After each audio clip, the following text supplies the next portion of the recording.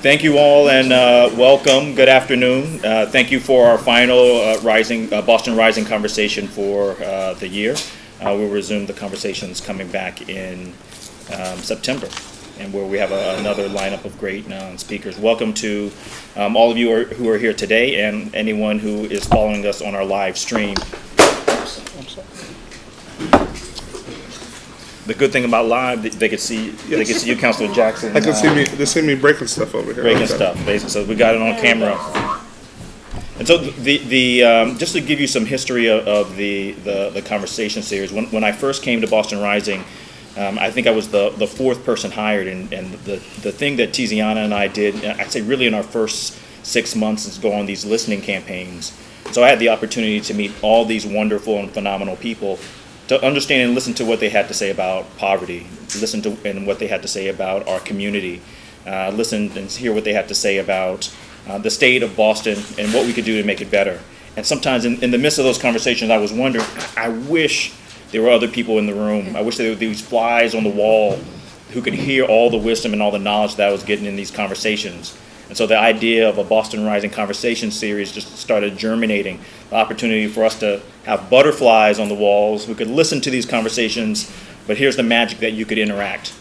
Boston Rising has a great, big, amazing space, but we decided that we wanted to do these conversations in our kitchen. I don't know about you, but when I was growing up, the most authentic conversations that I had were in the kitchen. Now, I wasn't allowed in the kitchen when the conversation was going on. Grown folks. They were grown folks' conversations. It was the big table. But I was at the door listening, and I was soaking it all in, because the real authentic conversations, the things about the bills, things that were going on in the family, that cousin that all of us have. And if you don't have one of those cousins, you heard the joke. If you don't have one of those cousins, that means you're the cousin. In case you were wondering, if you don't have one, that means it's you. And so the stories about those cousins that people were having, that all happened in the kitchen. And so we have our conversations here at Boston Rising in the kitchen. And so I'm blessed today that we have two phenomenal superstars with us. One of the amazing things about working at Boston Rising, at any given day, at any challenge, there is always a talented, thoughtful, intellectual practitioner here who can fill in. And at Boston Rising, we just happen to have Tiziana Deering as our CEO, who is one of the most talented, thoughtful, and intellectual leaders that I have gotten to know over the last couple of years and call one of my dear friends. For some of you who don't know Tiziana, Tiziana, formerly, before she became the CEO of Boston Rising, was the president of Catholic Charities, where she led that organization through an amazing turnaround and one that we are experiencing today. Before that, she was the executive director at the Hauser Center, located at Harvard University. She has an MPP from the Kennedy School, and she's the recipient of numerous community awards and citations. So please put your hands together for our CEO of Boston Rising. And to my right, we are fortunate to have Councilor Tito Jackson here with us, who represents District 7. Councilor Jackson is a resident and longtime citizen of Boston. He was a student who was fortunate enough to go to the University of New Hampshire, where he was also class president. So the electoral genes have always been in Tito's blood. He is also a recipient of numerous community awards and citation, and has a long history in youth development, a long history in our political landscape, and before he became councilor of District 7, worked in Governor Patrick's administration. Could you please put your hands together and welcome Councilor Jackson?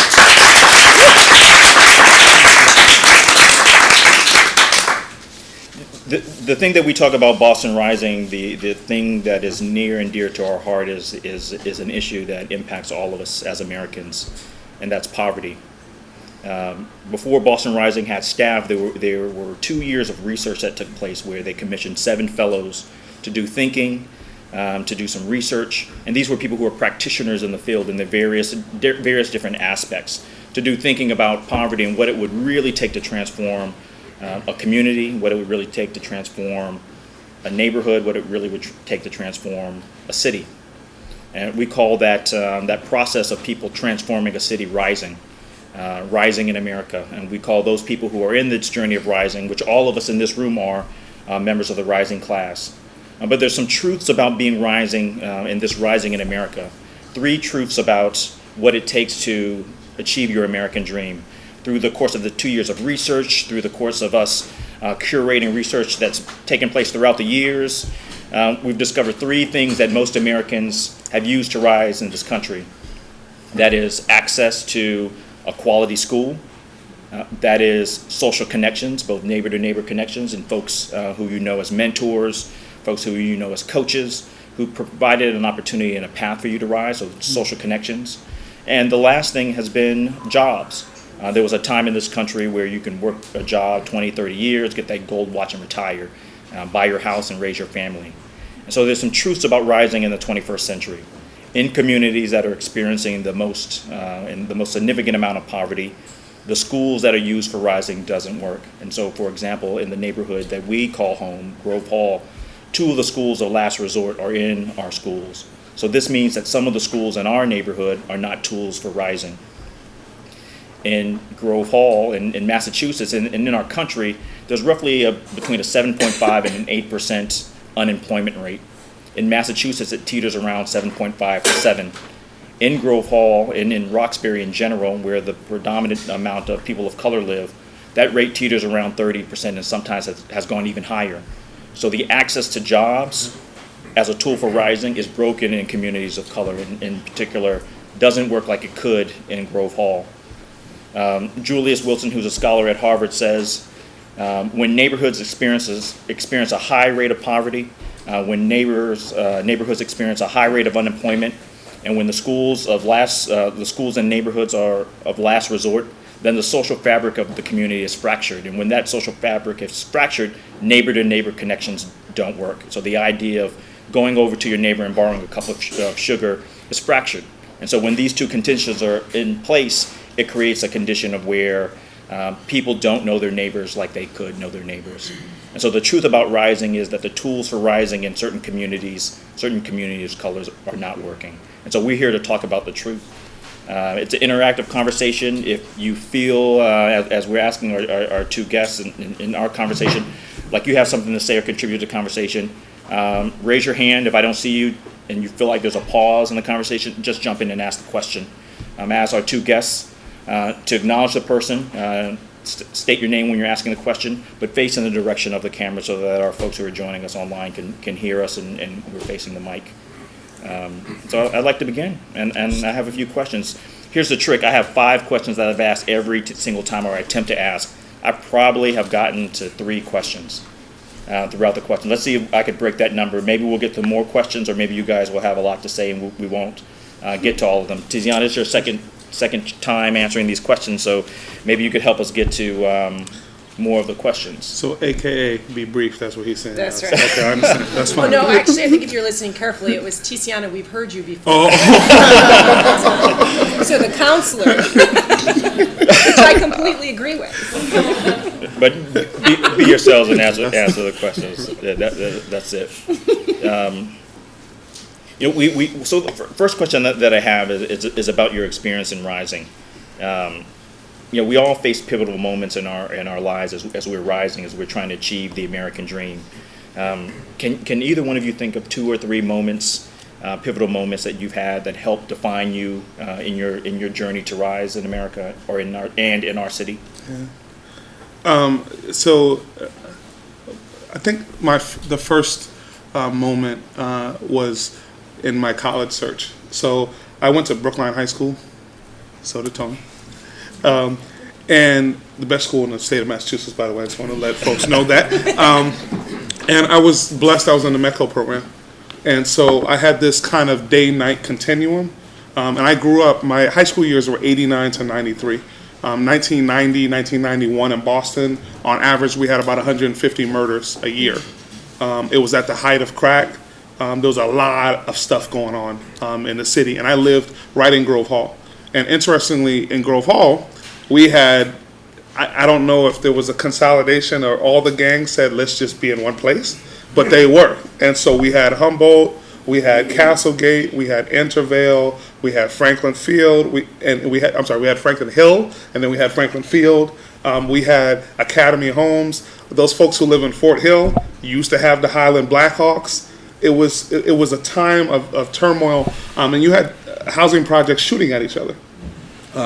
You had Heath Street, who wasn't cool with Academy Homes, so there was like literally shots being sent across the street, and it was scary. It was a scary time, but I was able to go. I went to a school where a lot of that stuff wasn't a reality there.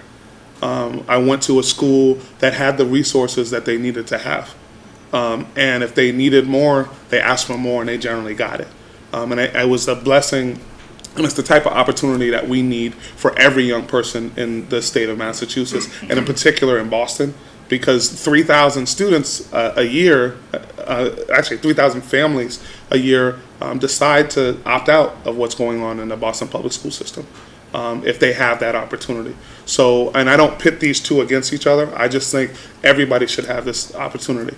And so when I got out of Brookline High, I had never been challenged in an academic setting with other people of color. At Brookline High, if you were in honors classes, you generally didn't have a lot of people of color, actually black folks or Latino folks in your class. And so I wanted to go to Morehouse College. And I wanted to go to Morehouse College because that's where Martin Luther King went. And he went when he was 15, and I graduated when I was 18. So I was like, I'm 3 years behind. I need to make it happen. Right? And so I was really, really excited. I pulled every possible string that I could pull. I went to church at Union United Methodist, where Ambassador Stith, and he was well connected, and I had him call like 8 times. And I got in, and so I was really, really amped. At the same time, I was looking at Morehouse. This guy who turned out to just be a transformative figure in my life came to Brookline High. His name was Roger Beatty. He was a former superintendent, assistant superintendent, and he came and he said, "I'll fill out. I'll help you do your application, and I'll pay for your application for University of New Hampshire." I'm like, "Whatever, man. Okay, cool. I'll fill it out, but I'm going to Morehouse." So I got my acceptance letter, and then for the young people in the audience, you get your acceptance letter, and it's separate from your money, right? So they're like, "You got in, great. Now let's talk about the money on the side," right? So we had this. So they sent me a $1,500 financial aid package, and I don't mean that our family would have to pay $1,500. They only gave me $1,500. So it's a historically black college. So I called every day for like a month, and they weren't hearing it. I wasn't able to talk them into it. So, and I still wanted to go. My parents were like, "No, you're not going to go. You can't go. We can't afford it." I'm one of 7, and so UNH gave me a full package, and I still didn't want to go. So my parents, we had that talk in the kitchen. Yeah. Because in my house, you didn't go in the dining room and the living room were right. Large rooms. Wrapped in plastic. Yeah. Oh, that's it. My mom just took the plastic off last year. So y'all moved out, right? Exactly. She moved out, and I was rebellious. Like, I'm taking the plastic off. Now I want to put it on like the road show, like the old furniture. And we had white rug. We had a white carpet. And there's 7 kids, so she obviously didn't want us to go into that room, right? So we had the conversation and said, "Listen, this is just not a good financial situation for you." So I went to University of New Hampshire. They drove me up. My parents, pushed me out of the car. I brought my stuff up, and my mom embarrassed me in front of everybody. I had something on my face. And did that thing, and then she left. And so we had this event where you take all of the freshmen and they go into one room. They don't do it anymore, and this might be one of the reasons why. So I found like one other brother, and we were kind of walking, and for some reason I kind of like to talk to people. So I backed into the room, and I turned around, and I was like, "There are no black people in this whole room. Am I at the wrong meeting? I'm sorry. I didn't mean to interrupt your meeting. Black people must have another meeting." And so I went to a school where we had 55 black students out of 12,000. And, there's a couple, and the reason why it's a pivot point for me is that you had to make a decision. I'm from Boston. there's 37 awesome schools here. I got into BU, I got into some other schools. I could have called my parents and came back. But it was one of those times where you figure it out. And some of the best, if I had to do it all over again, I would still be there, because it's a place that stretched me. I was uncomfortable. So that means I had to make a space and a safe place for me, which helped others have a safe place. So we started an organization called the Black Student Union. Right? So it sounds like a lot of people. 7 people. But we were 7 strong, though. That's a 7 strong. And we put and for young people in the audience, the great thing about college is everything that's going on, everyone at the school is geared towards you and your success. So if there's something that's not there, you get to do something you don't normally get to do at work. You get to demand it. Yeah. Right? So we put together, I'm breaking stuff, okay. We put together a list of demands, which is, 1, we wanted more students of color, non-athlete students of color. We wanted more women of color. I'll put that one there. We also wanted to have a pre-orientation for students of color. And an analogy that I use is when you buy a fish, you don't just take it home and throw it in a tank because it dies. Mm-hmm. You keep it in its environment for a while, and you allow the fish to acclimate to the environment. And what we would find is for Black and Latino students, they would leave in the first or second semester for a whole host of reasons, some academic reasons, some other reasons, but that's why they would leave. So we wanted to have that pre-orientation. And then we also wanted to have a functional Office of Multicultural Student Affairs, a support service that actually dealt with our issues, not special, but just something that dealt with the issues of the folks that were coming. And so amazingly, we put together this list, and we set out to getting signatures. This kind of helped, with doing the political thing. We got 3,000 signatures, so a quarter of the student body. So 7 people got 3,000 signatures. So I think there's a lesson there. You don't need a lot of people to make a huge, huge difference. When you look at the March on Washington, there's only 250,000 people. Well, because now everybody's mama and grandmama was there, but they weren't there. There was only 250,000 people. We've had Million Man, Million Mom, there's always been Million Folk marches, but there were only 250,000 people who had the courage to be there and to do it. And so we did this, and then we went to the president and we're like, bang, these are our demands. And amazingly, the next year we had a functional Office of Multicultural Student Affairs. He created 12 presidential scholarships for students of color. We had a pre-orientation program. It's now called the Connect program. Mm-hmm. It's in its 17th year. And we things really began to turn around. And then my next lesson was politics. They fired the president. They said, you're moving too fast. And the professor said, if you have extra money, you need to give it to us for our salaries.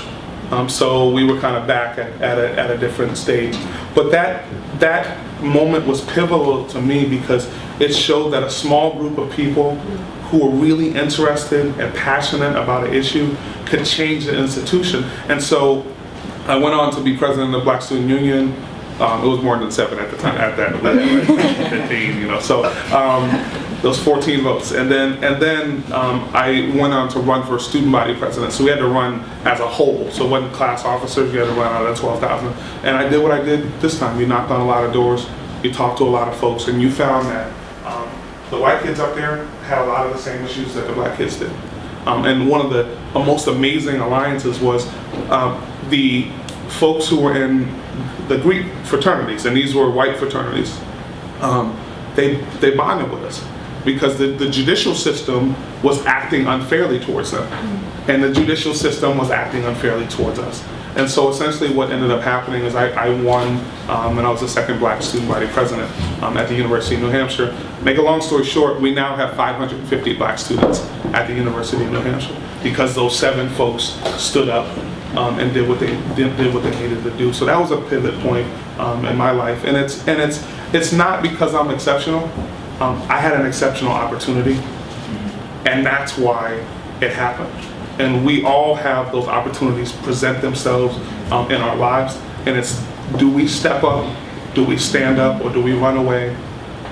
And And now when I get there, and it's weird because you have this transition when people start calling you Mr. Jackson, like you feel old at that point. But I know that these young people are there because of some of the actions that I took. And I know that they're able to stay there and be supported there because of some of the actions that I took. And that's why I do what I do.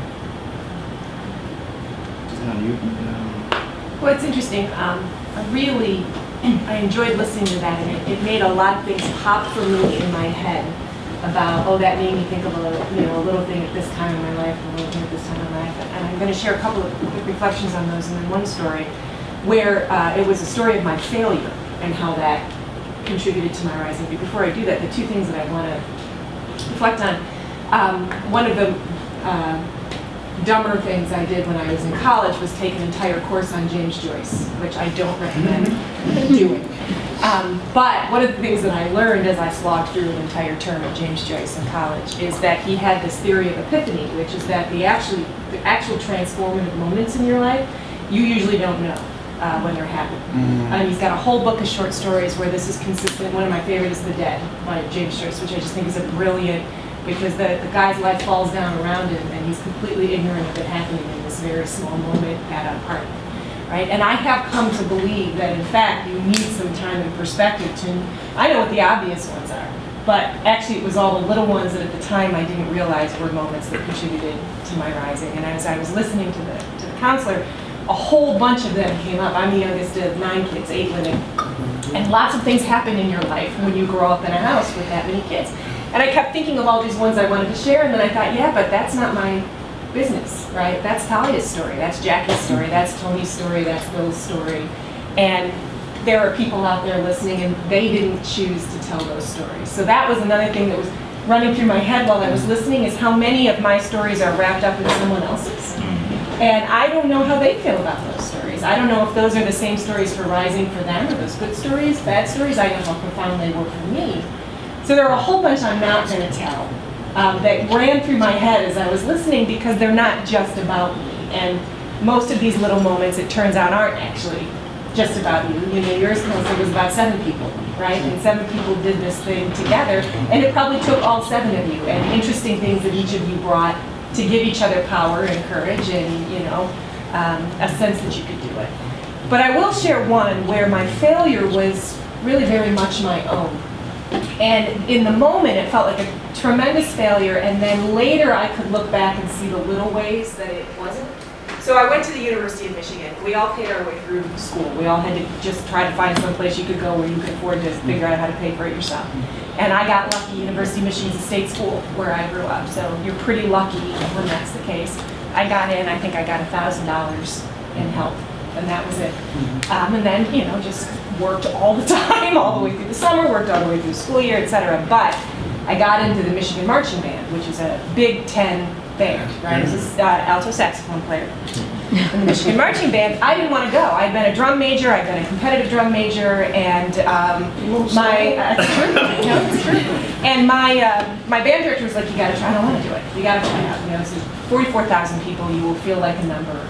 If you join the band, you'll be one of 500. And so I went, and I was pathetic at first. And, you know, they had this high-stepping style at the time. You had to be in crazy good shape. Everybody else had been running marathons for the summer.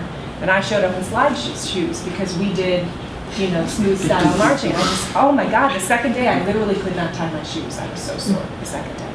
So, but I got in, I made the block halfway through when somebody got injured at the Rose Bowl. My first game was marching at the Rose Bowl, which was an amazing experience. And went on in the marching band. And so fast forward to my senior year at University of Michigan, no woman had ever been the drum major of the University of Michigan Marching Band. And this is a big thing, to be the drum major of the Michigan Marching Band. You got to bury the plume, you got to put the baton over the uprights. If you don't, you lose. There's a lot of, and it's 100,000 is the big house, right? 100,000 people in the stadium. It's a little pressure. So I became the first woman ever to try out as drum major for the University of Michigan Marching Band. And I lost. I dropped the baton on the toss. And you could hear 500 people go, right, and I lost. And the women were furious with me. Furious. You failed us. You let us down. How could you do that? How could you go out there and be bad? Don't you understand what this says, what made you think you could do it? You shouldn't have done it if you couldn't win it. You know, they were furious with me. And for weeks, it was a real source of shame. And there are very few regrets I have in my life. That I lost is one of them, right? Except later, for the next, I think it was at least 5 years, there was a woman who tried out every single year until one became drum major. 4 years or 5 years after I left, the first person of color became drum. No one had tried out and succeeded before the first person of color became drum major. We then had a woman who became drum major, and women always tried out after the year that I tried out. So in this moment of failure, which for me was incredibly painful, and people were mad at me that I tried. They were mad that I tried. It still opened up the door for something else. And it was years later that I realized I had cast for myself as this really mortifying failure. Something that was actually, in some ways, never about me in the first place, right? And I needed to own my own failure, but I could actually find a moment of opportunity in that as well. And so yeah, that has been an interesting life, and I couldn't see that for years. For years, that was just one of the big failures of my life, right? Now I'm finally, I'm 41 now, I can finally see it in this different way. So that would be one that. And now we have something to ask you to do at the Boston Rising Talent Show. I will drop the baton at the Boston Rising. Save that one for us. But one of the things that you guys both mentioned in these pivotal moments were things that you had to do to step out of your comfort zone, and I think these incredibly defining moments. And so recently on 60 Minutes, there was a spotlight on the University of Maryland Baltimore campus around STEM education. And I know at Boston Rising we talk about technology and innovation all the time. And I know, Councilor Jackson, STEM education and innovation is one of the things that's also near and dear to your heart and part of the core of your work. In a lot of the settings and a lot of the contexts where we're talking about science and technology and when we're talking about innovation, a lot of the faces that we see don't look like the communities that we serve, does not look like the neighborhood that we come from, Grove Hall. In your stories, you guys talk about putting yourselves out there and really being trailblazers. How do we do that in this context? How do we transform a community with science and technology being at the forefront when the images that we see does not look like us? And you mentioned in your story around the images not looking like us but being trailblazers, and you mentioned it as well. How do we do that? I think there's a couple ways. One, I want to thank Tiziana for speaking about a failure. And I also want to just fill in, when I was at the University of New Hampshire, I failed out of school in my sophomore year. I had a really good friend who went to Morehouse before me, and he was carjacked and he was shot and killed when he was there. And I was just really, really depressed. And I did really poorly in school. And they were okay with it the first semester. That didn't work so well in the second semester. They brought me in and said, hey, you know what? You need to come back in the spring next year and just get it together. So I want to thank you for that, because there's cost to stepping out, and it's pure cost. Some of the folks out of that 7 didn't make it. So there's a cost to stepping out. But the flip side of that is when you step out on faith, I feel like this is a universal conspiracy to help you be successful. And so we can have an urban incubator. We can have innovation and entrepreneurship. When I listen, and this is crazy and I don't mean it, Jay-Z took the Annie song and made it a hip hop song, right? And they spent hours and hours in the studio. And what I normally say to young people, do you want to be like KG or do you want to be like MZ? And they're like, oh, we know who KG is. Okay, how much does he make? He makes $25 million a year. But how many professional basketball players are there in the state of Massachusetts? Anyone know? Anybody? In the state. There's 15 people on a professional basketball team. 12 of them dress. 15 out of 6.5 million people in the state of Massachusetts. And it's a sport where you need a ball and a hoop. So it's accessible to almost everyone. And so 4 years, he makes $100 million. But, and I said, they're like, who's MZ? Who's MZ? Or I said, you know, the guy who made Facebook, Mark Zuckerberg. And this is a different number now, but he's worth $20 billion. And I met him. He's a little dude, doesn't play basketball. I don't know. But we have 2,500 software companies in the state of Massachusetts. And you know what? You could be good and be successful. You don't have to be the top 15, but you can be very good at that and be successful. We need to, as people of color, start in our homes. One of the biggest predictors of girls going into science, technology, engineering, and math is their mothers. If you bring home all A's and your mom says, oh, you're a good writer, even though you got all A's on every single thing, they're nudging you in a direction. So that's a factor. Secondly, engaging our young people in things that are interesting. This generation needs to find the hook early. They want to know, and I call them sometimes a kind of reality show. You know, like just 12 weeks and you know you get something at the end. You know, like dang, okay, there's like that 2-hour finale series and you get something, right? So you kind of need to let them know what that is early.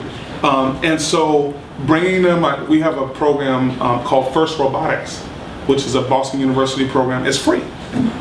And so last year when I first got in office, we brought 50 Black and Latino kids to this project, to this program. It's started by Dean Kamen, who's the guy who made the Segway and made a bunch of other things. And these are young people who are engaged in robotics. And engaging in robotics helps you find out why you need to know algebra, why you need to know calculus, why your science class actually matters. It gives you the hook. And this year, we brought young people from the Hale School, the Nathan Hale School, 4th graders. And they were a little buck wild on the bus. So I had to do like camp counselor mode, like we had to sing songs. We did Shabuya for the older folks, they know that or whatever. But, so we did all these things over because they were like really energized. So we got in the room and they had some people talking, whatever. And they brought out a robot, it's like this big, and it's called Now, N-A-O. And it has to be programmed. So it comes out of the box, it'll speak and it'll move a little bit, but you have to program it. And so someone had programmed it to do the Thriller dance, right? And you type it in your YouTube and you can see it. All 40 of these young people, total hush. And what happened was right after that, everybody's like, how does that work? What does that do? Who makes it? You know, it was just this engagement. And you know, we are failing our young people relative to getting them excited about the opportunities that are there, getting them excited about school, because we are doing that definition of insanity. If we're doing the same thing, we have 64% graduation rate. It's been going up, and I want to credit the system for doing that. But we're losing a lot of young people just in terms of the engagement and in terms of hope. When I look at young people who have that light thing in their eyes, that's the light has gone out. And I bought the house that I grew up in, and I get to look out some of the same windows that I did when I was 6 and 7 and 8. And I think back about what I thought I could be. And you know, there were just these huge, grand things that were actually happening all at the same time, right? You know, and so I think we have to, it's our duty to give that back to our young people, because if we can't pass this, and I'll just leave you with, I was going to get my hair cut, and I was with a friend of mine, and she brought her nephew, little kid named Emmanuel, 9 years old, and it was a big day for him because he got his hair cut and he didn't have to sit in a little upper chair. So you know, the fella, that's like, yeah, you come manhood right there, like your first hair on your chin, you know. And so, but after when we were leaving, he said something, and I told this story a bunch of times, but it's important to me. we were walking, and I was suited. I didn't look as good as him, but I was in a suit. And he said, "Mr. Jackson, you look like the president." And I said, "Emmanuel, I look like I ate the president. What are you talking about?"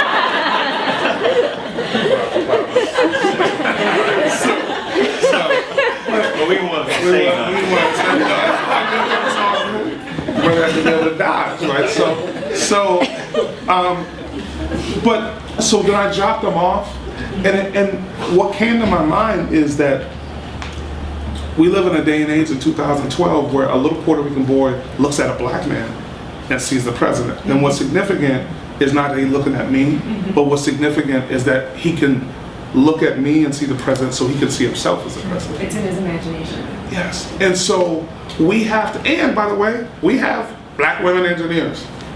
We have, and the other aspect of this is that the archetype of many of these folks is a turnoff to kids, right? And we have to teach engineers how to speak about engineering. Because when you say, "Hey, I want to be an engineer," what do you do?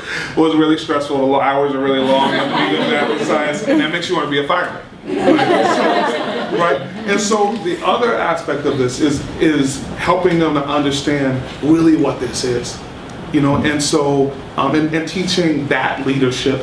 And, and one of the things, and there's a program called, it's from MIT, it's the Fab Lab.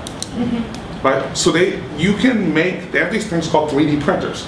So you make a product and you hit a button and they print out like a phone. And it comes out in 3D. And so the imagination and the things that you have, you can actually see. And when we say entrepreneurship and opening a business in Roxbury, Dorchester, and Mattapan, we can't always mean a liquor store, a hair salon, a weave shop, a restaurant, or a clothing store, right? We have to broaden our horizons and have a tinker shop where people are thinking about what's the next website, software as a service technology that we have. How do we deal with maybe even some of the core issues that we have in our community by starting, maybe let's do a call center. And we talked about this. Let's do a call center. So maybe some of these people won't hire someone who has a Corey, but maybe they'll contract with a company that does, right? How do we innovate to deal with our social issues and problems? So I think, I guess it's a long-winded response to just the pulling off of the dark shades that we have around what's cool, right? Because I think Mark Zuckerberg is one of the coolest cats on the planet. And you have 900 million people, and and I come from a sales and marketing background, right message to the right person at the right time. They know who you talk to, who you went to school with, what you're saying to them now. All of those things are opportunities. And that next cool thing needs to come from an urban community. The last thing I'll also say is in terms of capacity, right? Wi-Fi is something that needs to be ubiquitous across the city of Boston. It's just as important as electricity now for people to get connected, and it's not available to a lot of people. Most of our folks are accessing it on their phones. We need to have that opportunity, because if you don't have the test kitchen to actually make that amazing meal, you're not going to actually get there. And I think we have to do a better job at that. And it's going to require our schools we have early 19th century schools that we're trying to rehab. You can pimp a Model T, but it's still a Model T. Right. And this next year, we're going to spend $12 million at Mission K-8 school to move Fenway High School, a high school, into a grammar school, right? And we're going to get a new roof, a new cafeteria auditorium, some new systems, and that's it. We need to leverage our dollars in a way. If we want 21st century skills, we need to give our young people an opportunity and that upside to compete. When I see $200 million school at Newton North, places where they could pay, I'm sorry, SETI, but they have the resources to do it, but we need to do the same thing here. Madison Park needs to be turned around. I was just out in Worcester, and they have a brand new $100 million school. They opened in 2006. They had the same issues. We have a 54% graduation rate. The average student at Madison Park misses a month of school a year, 20 days. And that school is now turned around. They have their achievement gap. 97% of white students graduate from a vocational school. 94% of black students graduate from that school, and 93% of Latino students. 78% of those students go on to a 2 or 4 year school. You have access to 26 college credits in your high school. They're serving them, and they're serving them well, and we have to do that. And I think we have to play, the only way that you catch up in a race where you're behind is to run twice as fast, to spend twice the time, and to have twice the focus and determination to get there. Our young people are coming from, James Jennings did the State of Black Boston report. We know where our young people are coming from. 80% of the students in Boston Public Schools are getting free or reduced lunch. We realize that our families are in crisis and in turmoil, and if we're going to help those young people, we need to help them in a school setting, but we also need to help their families, because if we don't empower those families that they go back to, we're going to have a big problem. So it's an area that I'm really passionate about, because there's a transformative, opportunistic avenue that we have with areas of science, technology, engineering, and math. And you get new people looking at new problems differently, and you get new answers. Maybe the reason why we haven't figured out cancer or some of these really long nagging issues is we just haven't had the right people who were thoughtful and thinking outside of that issue in the room to really make things happen. We understand recycling, right? You can't throw stuff in the ground because it kind of comes back and gets you in water and all that other stuff. But we don't understand it with people. We can't throw people away. Those kids, those are our kids. Regardless of whether their pants are hanging down or they walk with a limp or whatever. What we're not realizing and seeing behind that is that's just a layer outside that they're puffing up to be actually right now safe, right? And safe from a whole lot of things, not only the streets, but safe from the failure that they're facing. This year, 30 students went into English high school, started high school at 16, 17, 18. So it meant they were in middle school at 15, 16, 17. That's where we're starting from, and we need to acknowledge where we're starting from for us to get to where we need to get to. I know that some people have their, would give me the look like they wanted to say something, so I wanted to take a pause to see if there were any thoughts coming out of some of the folks. Just what I think of it, did anyone see Melissa Harris Perry's show at the weekend? Because she had at the end this amazing Black Girls Code in New York, where I don't know who the woman is, but she's teaching lots and lots of young women. It's apps, the technology of apps. It's exactly what you were saying. So she's creating an opportunity for hundreds of young black women to learn how to make an app, and so exactly what you're saying, so they'll be skilled and programmed and all that. So if you're looking for other examples, she highlighted, she did honoured it at the end of the show. And young people have there's a theory of neuroplasticity. Their brains are fatter than ours, so I call them fat brains. One of my friends gave me this terminology. But when my phone needs to get fixed, I don't call an older person. I call a younger person over, like, hey man, what did I do? And so their aptitude and ability to connect with technology is just so much better than many older folks. So giving them that opportunity there was a TEDx that I saw.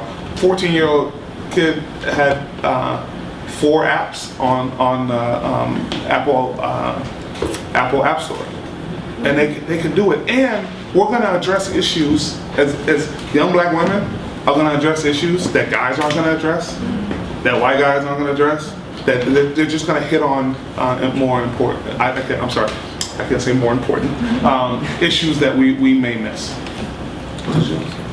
So Tito, you and I wrote Project Reach together, and Yes, I'm we did. wondering if you could talk a little bit about whether that experience shaped getting into the past. Yeah. You might want to repeat the question. So I was asked about Project Reach, which was a program that was actually when you were there, it was fully funded. I wasn't in a fully funded class. So Project Reach was out of the Freedom House and was a program, was it IBM? No, digital. Digital, okay. Olson's wife donated scholarship money, donated stock every year to Freedom House. They turned that stock into cash, which funded the money that you guys got. Yeah. So it was a 5-year time frame, 5 or 6 year commitment from digital. We really wish they had made it because they dedicated. What they did was they would meet the gap between what the school gave you and what your parents could pay. So had I gotten fully funded, I would have been at Morehouse, but that's all good. But so Project Reach was a summer enrichment program.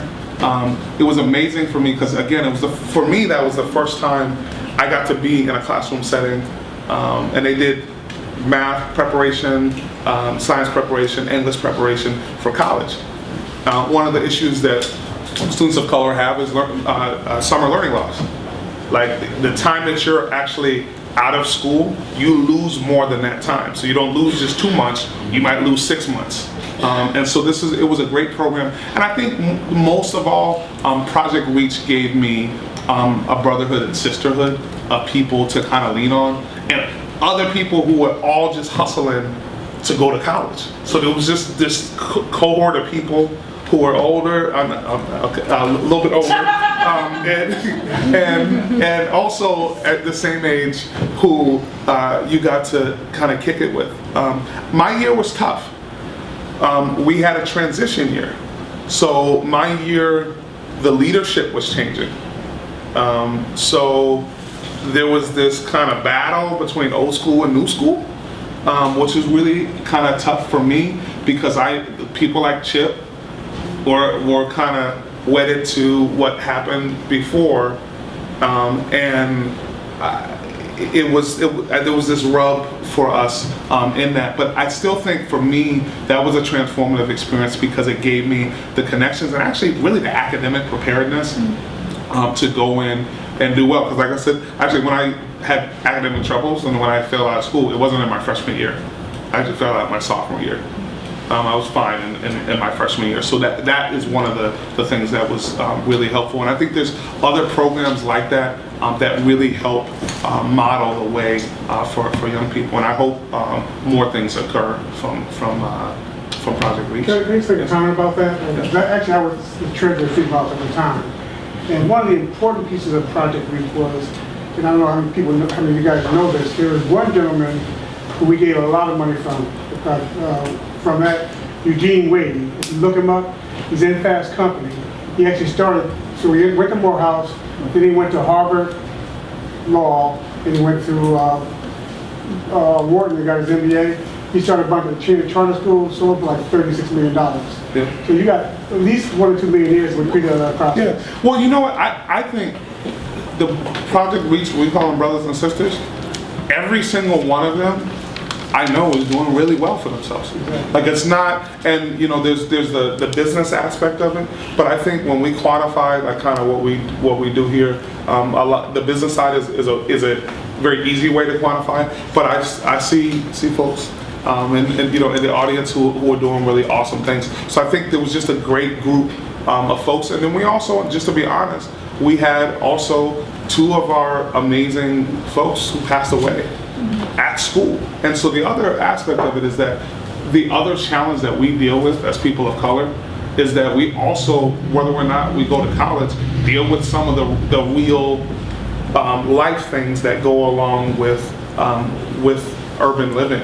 And we had a couple of us, and it was the same year, right? When Arande and the brother from Someone in Atlanta. Yeah. So that was but the other part of that was you had a family to kind of grieve with and to lean on during those times. I'm getting the dirty look, so I'm gonna hold questions, and our time is running out. So I'm gonna ask the final question to our two guests.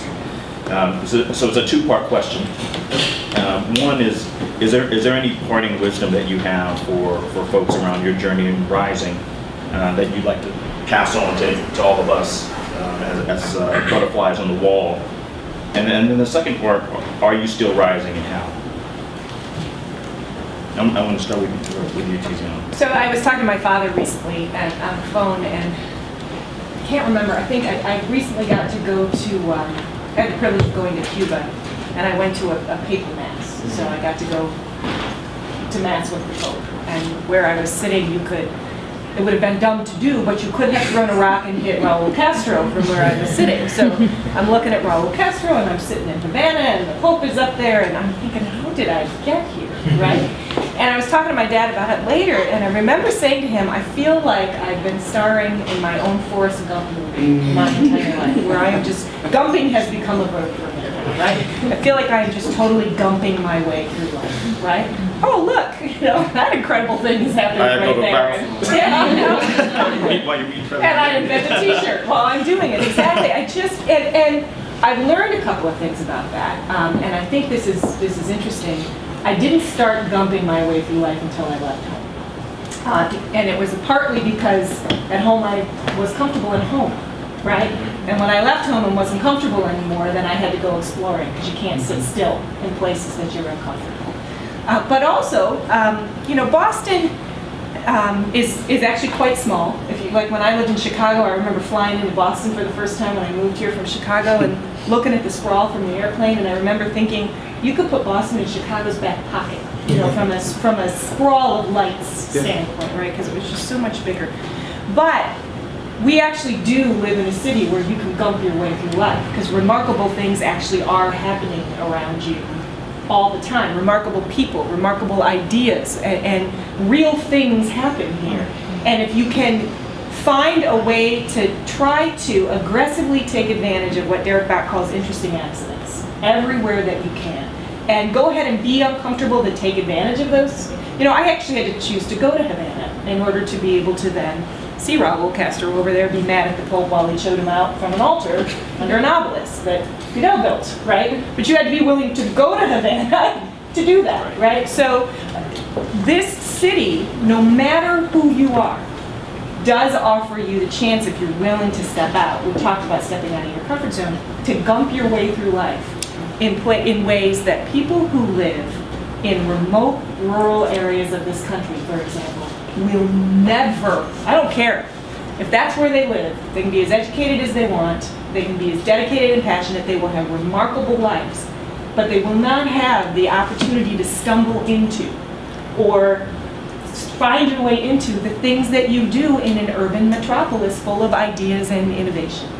And I just think that's incredibly important. And for that very reason, of course I'm still rising. God knows what I'm going to gump my way into next, but I'm pretty sure I will, right? And here, you can still be rising. You really can.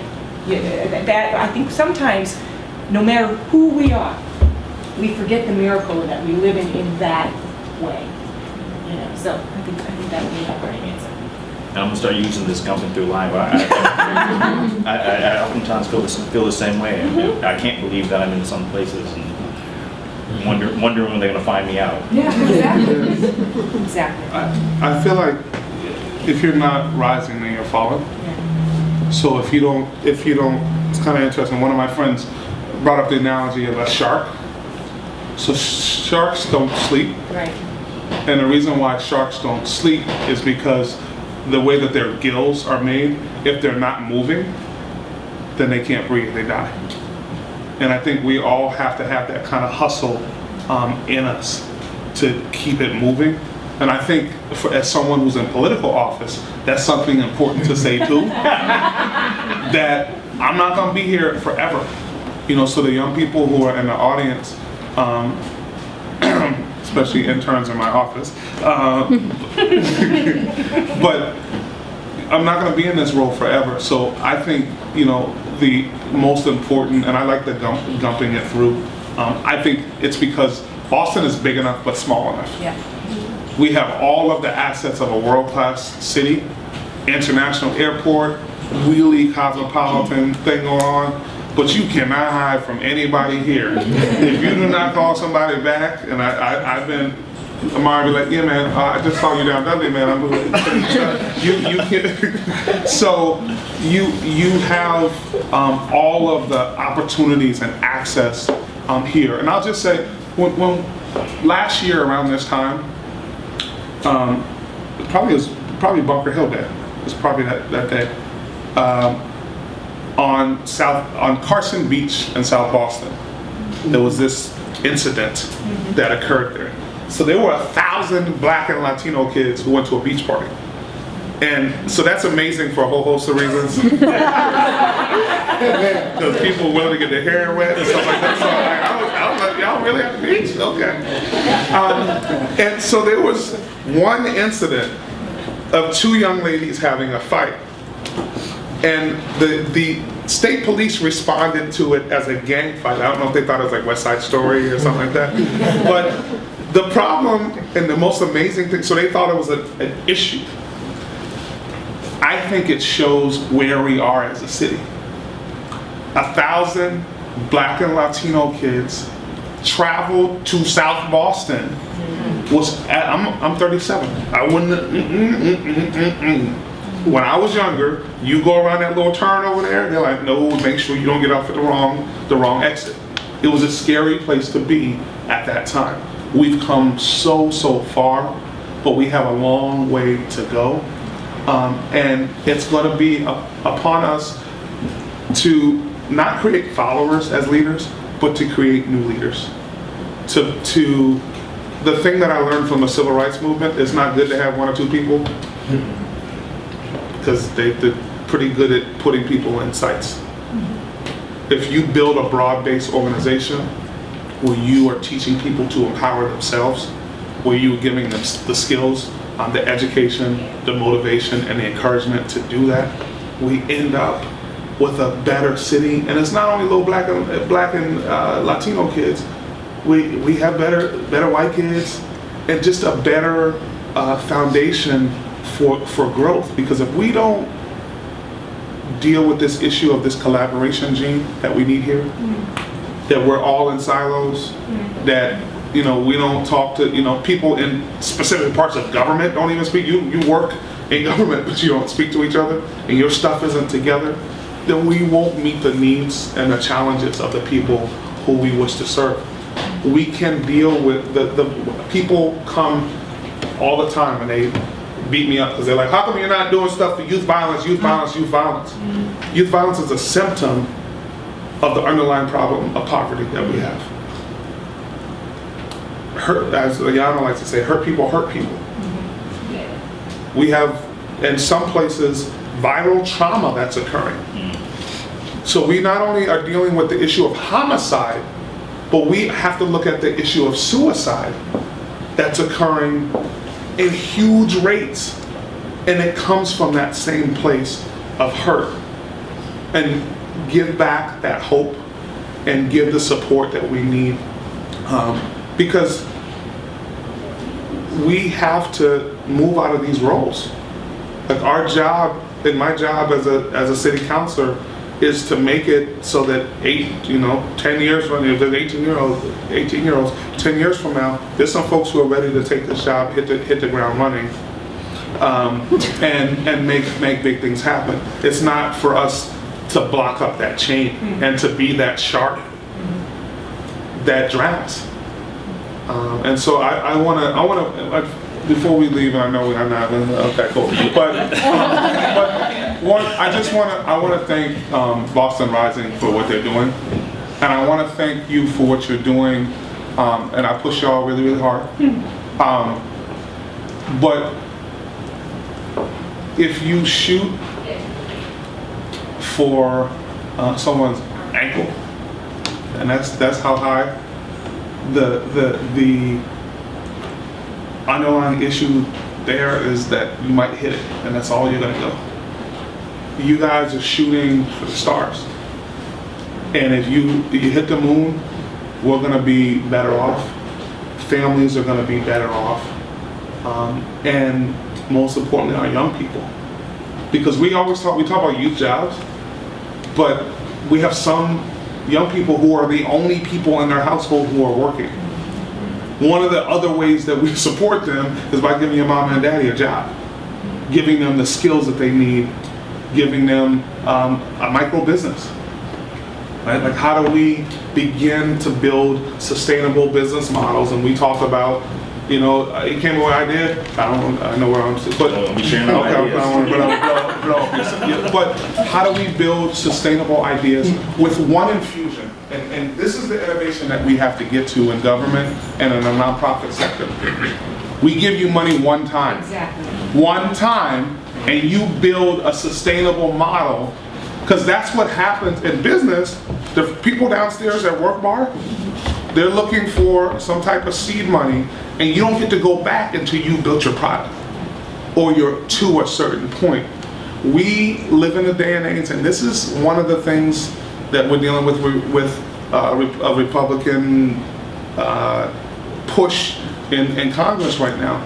They're going after, and in January, if we don't change stuff, there's across-the-board cuts. Trillions of dollars of cuts across the board in our country. And so people have to wake up and understand we have to, in our world, in community-based organization world, and community empowerment world, build sustainable models where you get money one time and you're able to make that grow rather than being able to go back. Because you know what? We're not going to have that back to go back to. And we have to now, I think, beat them at their own games, and also have folks who are successful begin to give back, and also not take a vow of poverty. It's not the best thing you can do for poor people is to not be one of them. Right?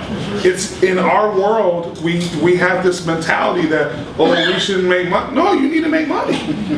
And you would be able to help more of the organizations that tug at your heartstrings.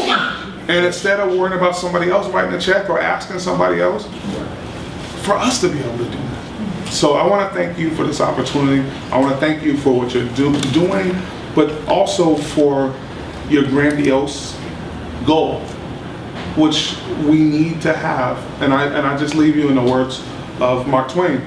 20 years from now, the things that we'll regret are not the things that we did do, but the things that we didn't do. Thank you.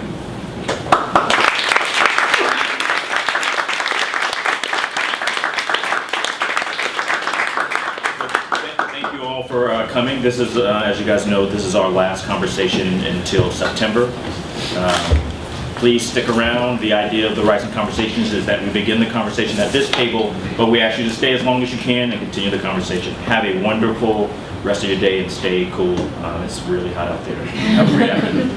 Thank you. Thank you.